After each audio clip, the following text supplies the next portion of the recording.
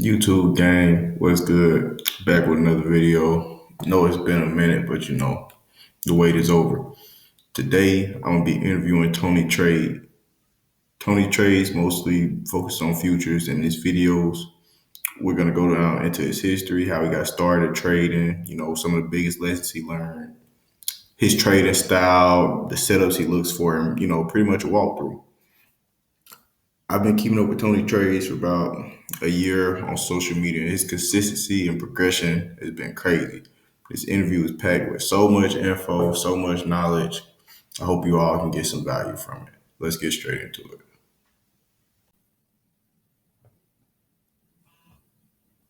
Okay, YouTube, I'm here with the boy, Tony Trades. Tony, introduce yourself for the people who don't know you. I've been following Tony for about a year on social media. His progression and consistency has been crazy, super inspiring. I'm gonna let y'all hear from him, man. What's going on, everyone? I'm Anthony, aka Tony Trades. I've been trading in the stock market for a little bit over 3 years, and I started up an Instagram, a little bit back, and really just, yeah, like you said, through consistency and continuing to post on there, I've grown up a little bit in an audience there, and I'm lucky to be on an interview like this. So yeah, I started trading when I was about 18. I think literally on my 18th birthday, I looked up like something about penny stocks or something about whatever. Kind of went down a huge rabbit hole. I think that's how a lot of people do it, on YouTube, just looking at a bunch of different videos.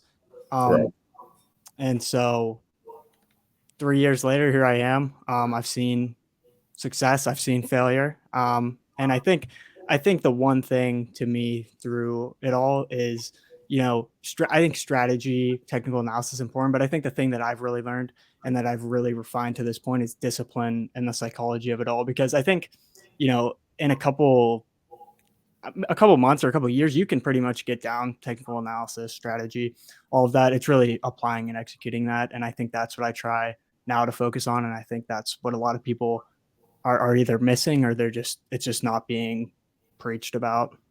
Exactly. See, a lot of people talk about, the big wins, the big losses, but few people talk about the dedication and motivation that's required for you to be consistent in this game because, a lot of people pop up and a lot of people fall off and they don't stay consistent through their, the failures and the wins.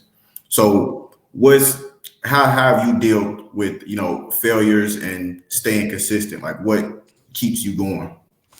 Yeah. So, like I said, I've seen success and just as much I've seen failure as I think.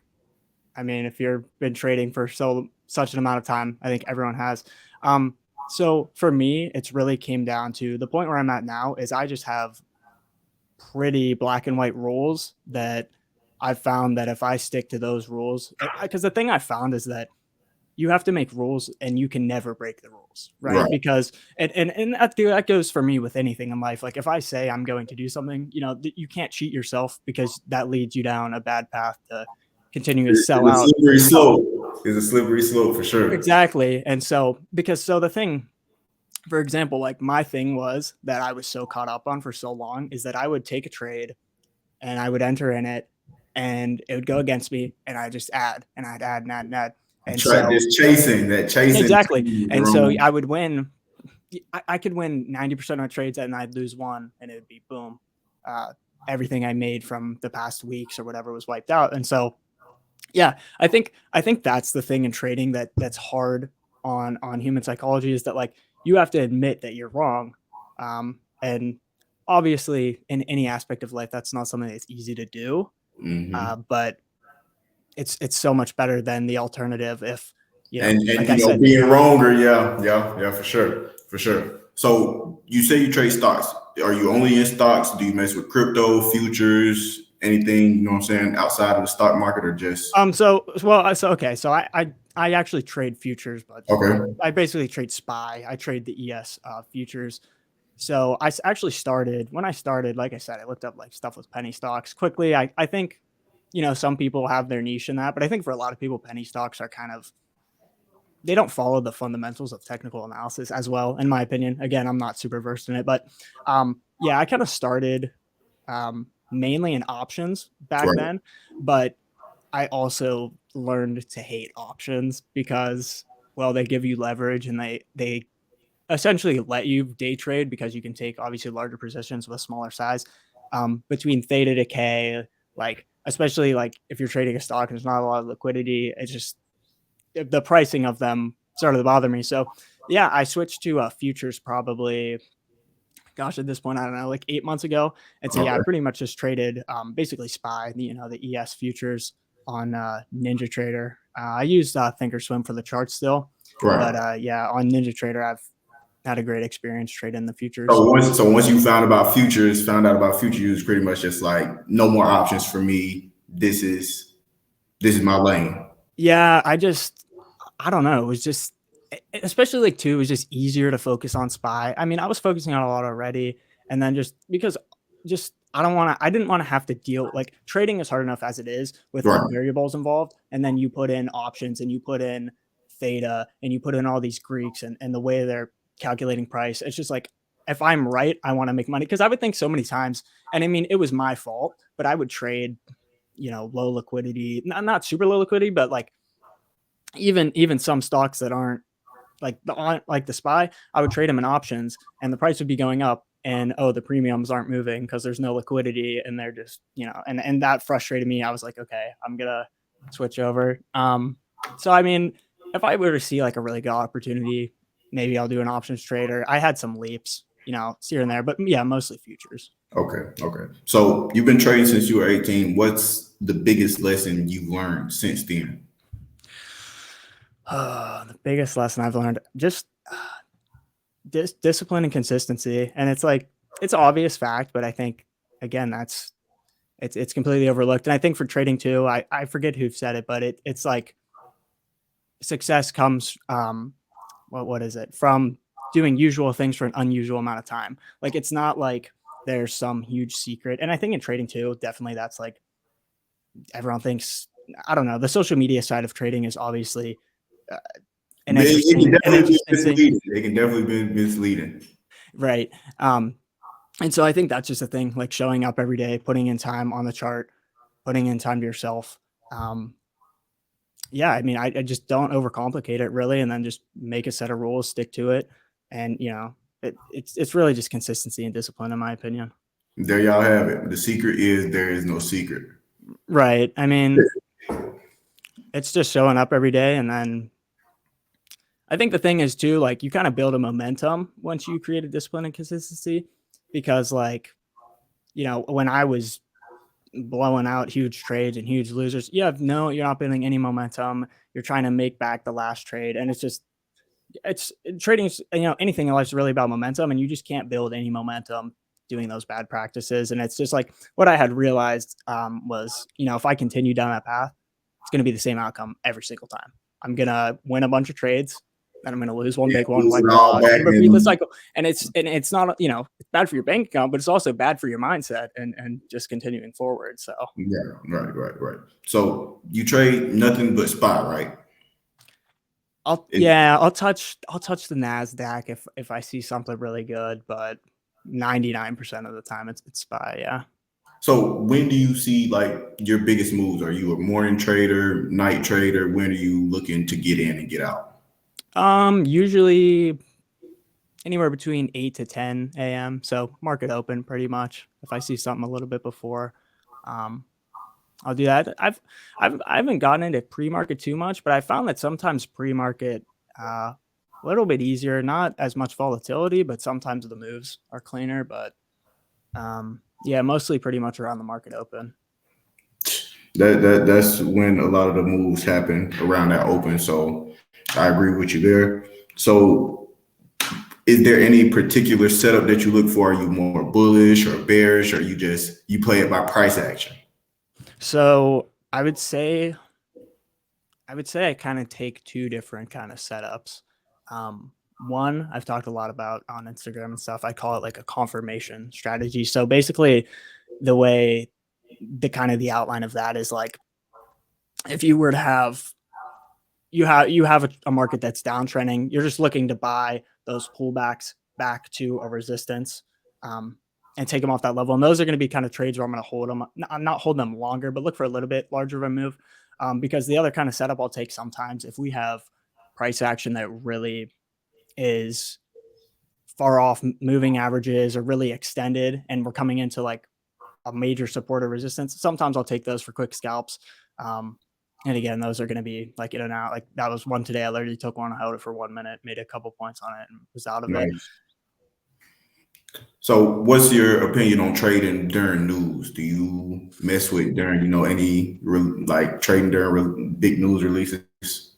I mean, I think I would. I have rarely ever done it knowingly.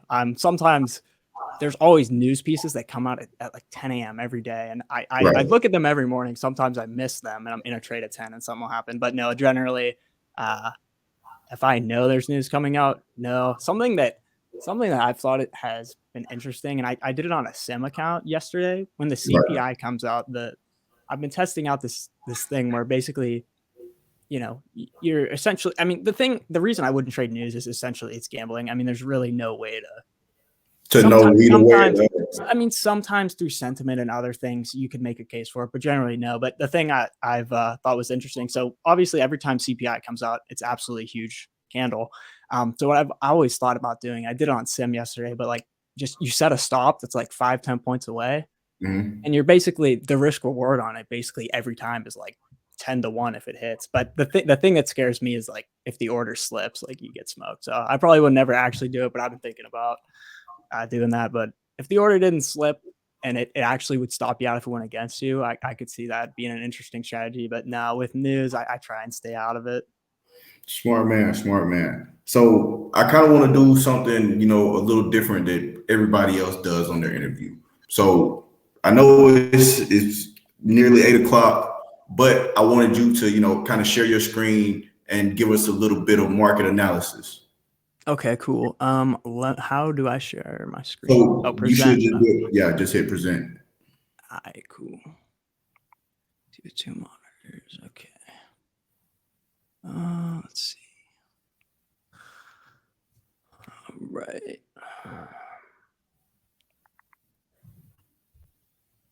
All right, let's do that.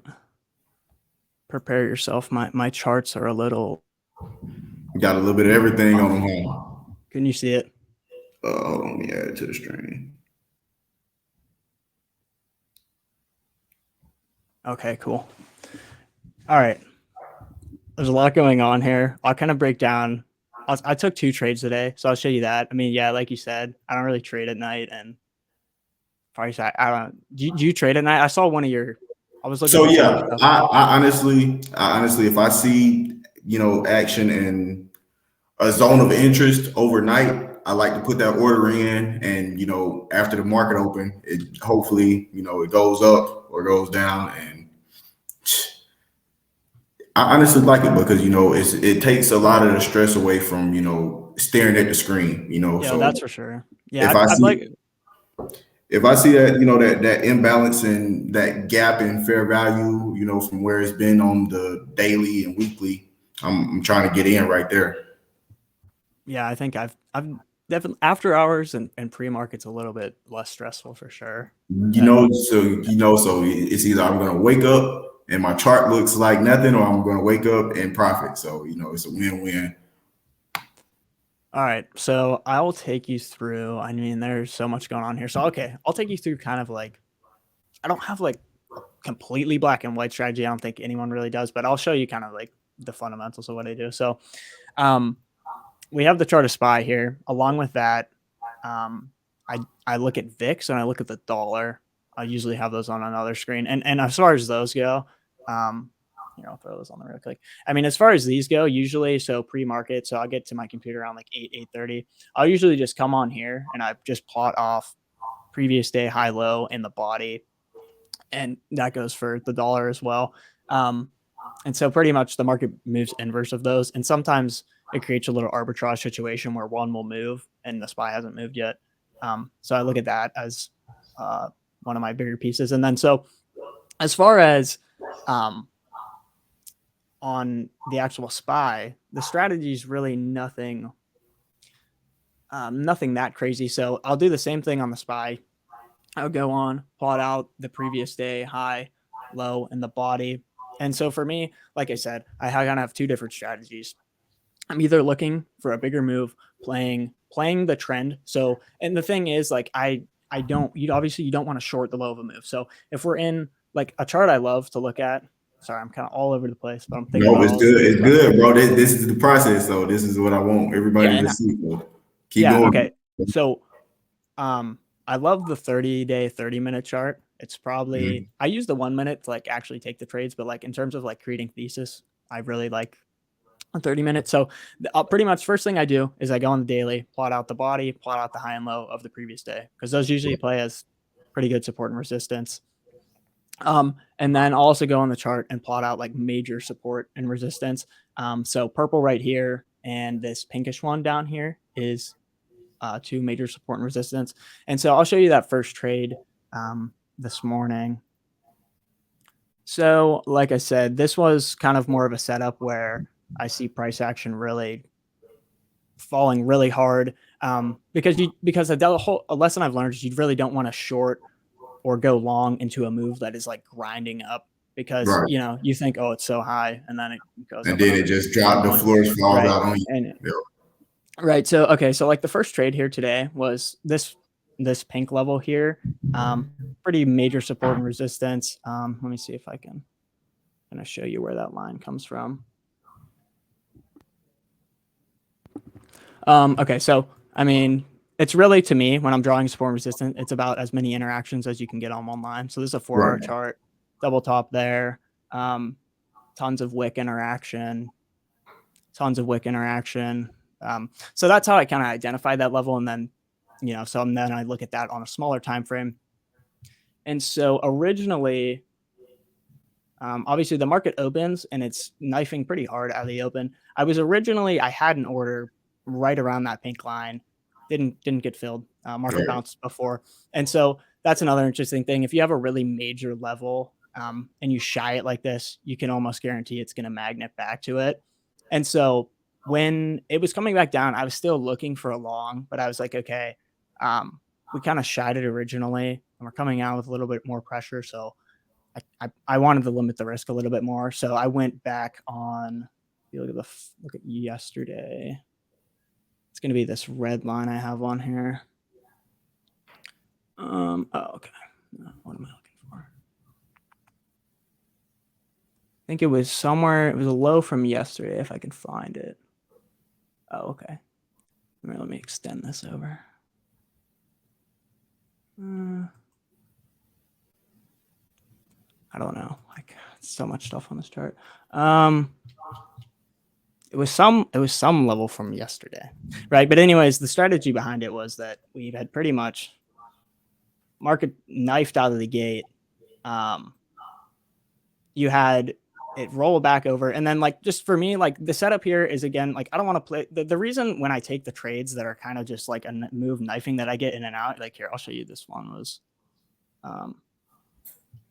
let's see, like this one was literally in this. These are 1-minute candles, so in right here, out right there. Like it was like quick. Like that's how quick the moves happen sometimes, though. Right. Like, And the reason like I didn't want to hold that one is because I don't want to play against trend for a longer move. And that's something I learned the hard way too. Like if you're playing a scalp move, it's a scalp move. You can't get greedy, because like you get in a trade, it's a scalp move, you're up 2-3 points, you're like, can I get 3 more? And it drops against you. And next thing you know, you're down 5 when you should have just took the 2 or 3. Right, too. And that's why you have to have a plan. That's the other thing too. I didn't really mention that, but before I take any trade, you want to have a plan for an entry and an exit. And the strategy I use to exit out is I pretty much just look for a candle to open and close below a support or resistance. So like for this red one here, you wouldn't have really got a confirmation to get out of the trade until I say you wait for a candle to open and close below it. So actually, literally none of these opened or closed below it, and then you got the move higher. That's why, because you don't want to get shaken out. You don't want, but so you have to obviously set up trades so that you can handle the risk at that point. Like that's why I tried to never take a trade in the middle of a range or the middle of anywhere, because like the risk reward there just usually doesn't make sense. And I don't want to be in a situation. Yeah, you don't want to be caught in the middle and then prices going sideways. Yeah, I don't want to be caught in a scenario where like I have to stop out and it's really far away, and I want to be able to have good risk reward on all the trades. Um, so another interesting thing that actually happened today that I'll trade and was W's. I'm not really into the patterns too much, but Right. one I see that does tend to work out is a W. So here, let me see if I have my if I can get these drawing tools on here. Show it a little bit easier. Okay, here we go. Okay, so for like this one, I actually didn't take this move. I wish I would have seen it. I just missed it, and it was a little bit higher than I wanted to take it. But so obviously, not a perfect W. Nothing in the stock Right, but market is perfect usually. it's there. It's there. And so the reason I liked this one so much is because so the way I like to play a W if I do see it is just pretty much that was a horrible line, retest of the center. Right. And obviously you see that played out really well. And Yeah. the other reason on this one I liked it is because hold of the VWAP, hold of the 100 EMA right there. Lots of confirmation right there. Yeah, exactly. And so that would be more of one where you're like looking for that confirmation play I talked about. And so that one, obviously you ended up yielding more of a move.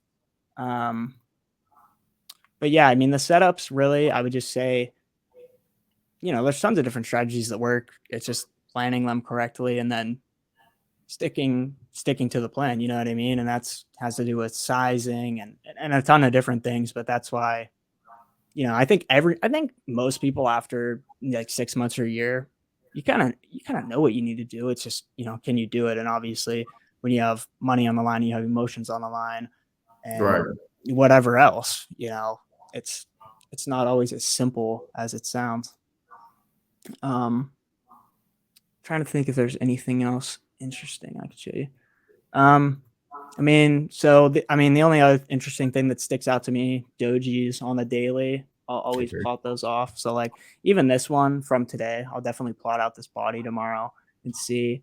It just usually plays really good support and resistance. Trying to think. Back to the 30-30. This one, I don't know. I feel like it's easy to see trend off the 30. And so gives you a clearer picture what's going on. I don't know. Maybe it might just be for me personally, but yeah, on the 30, that's really because I think the daily is a little bit too far out. You can't really, you can get general trend, but obviously when you're getting down to a 1 minute chart, price action on the daily still matters, but it's not going to be as impactful. The only other thing I can think of, and I don't know if I can find any examples because I didn't play any today, but the only other thing is just basic trend. Honestly, there's just so many times just algos just run off trends and you can catch all those moves. Usually I wouldn't use just a trend line as a reason for a trade, but stacking it as a catalyst if you line up at different price levels. And I think that's the other thing too, stacking different confirmations or different catalysts is where you're going to find those high probability setups. And along with all that comes patience and the realization that, sometimes you sit there and you're bored and you're like, man, I want to take a trade. But you have to realize like, it's not worth it. Especially times I've done that. I'm like, oh, I just was bored. So I just lost X amount of money. Like, no, that's dumb. And, a good thing that really, still helps, combat that is still having your sim account and still, placing trades on your sim account consistently, even if, even like how you were just saying, if you're just staring at the charts and you don't want to lose any money, just hop on your sim, place that trade. Yeah, I'd say even on the sim though, you still don't want to do it. Like I don't like when people are going sim and they like. I think for sim you still need to try and have it be right. Keep it realistic, right. Don't take any unnecessary risk. Yeah. Yeah. So as far to recap my kind of strategy, it's really pretty basic. Support and resistance. VWAP, I don't have anything specific with VWAP. I've been looking at that a lot more lately. Because it seems like that's the way to catch a trend move is over under VWAP. Haven't really looked into it too much, but yeah. So other than the VWAP, what indicators are you using on this chart? So I got a lot of stuff on here. So, okay, I'll give you the rundown of everything we got on here.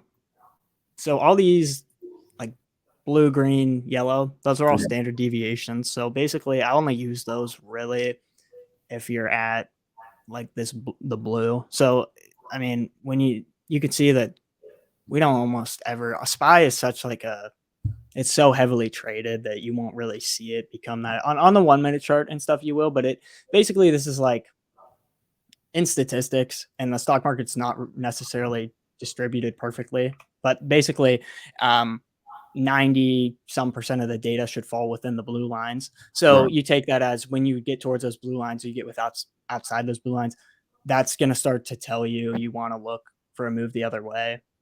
Again, you have to stack it with other things, but like, I mean, if I were to see the SPY on the daily chart, the higher the level you go, like higher time frame, um, much more important because, like I said, you will see it at those levels sometimes on the 1 minute or the 5 minute.